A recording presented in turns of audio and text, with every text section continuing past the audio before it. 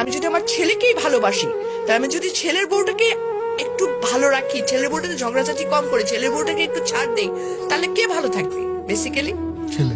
Yes, এই জিনিসটা মাদের মাথায় ঢুকাইতে হবে যে আমি আমার ছেলের বউকে আমার ছেলের হ্যাপিনেসের জন্য ছাড় দিব।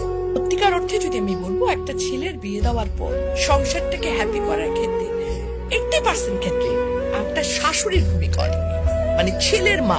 ডেফিনেটলি কোনো জায়গায় ছেলে বউ খারাপ আছে, কিন্তু exceptional cannot be an example. বেশিরভাগ শাশুড়ি কিন্তু বেশি আমার দখলদারিত্ব মনোবৃত্তিতে চলে যান।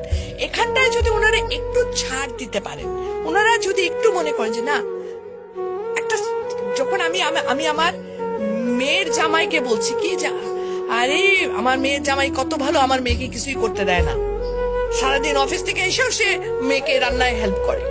আর ছেলের ব্যাপার হলে তখন আমরা বলতো কি ছেলের বউ একে সারাদিন ঘুমায় থেকে আমার পোলা আসে রান্না করে খাওয়ায়। একই মানুষ কিন্তু আমরা দু রকমের মনোবৃত্তিতে যাচ্ছি, তাই না? এই জায়গা থেকে আমাদের মেয়েদের বেরিয়ে আসতে হবে।